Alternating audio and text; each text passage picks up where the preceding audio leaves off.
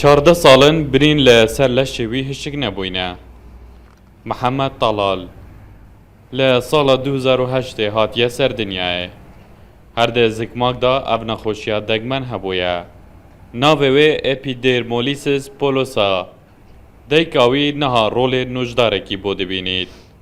ڕۆژانە دوو جاران برینێنوی دەرمان دەکات.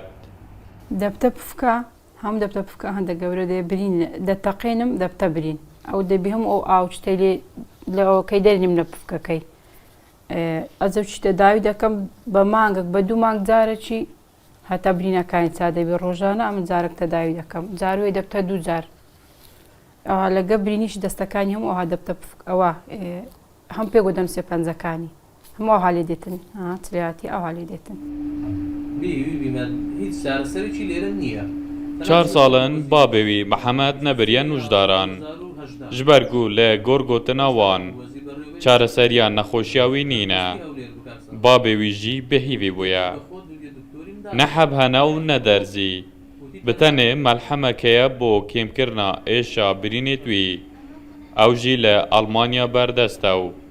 Bi zehmet destê wan digehîtê.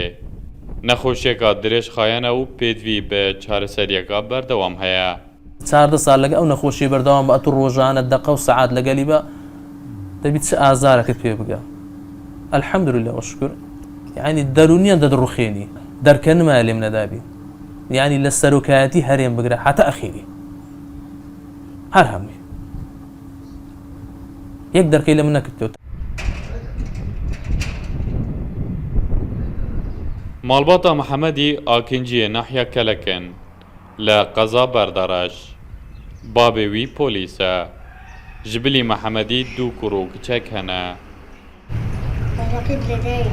Ji ber nexweşiya xwe Mehemed neşiyaye biçîte qutabxaneyê. Nayf Remezan Rodaw nahiya Kelek li Qeza Berdereş.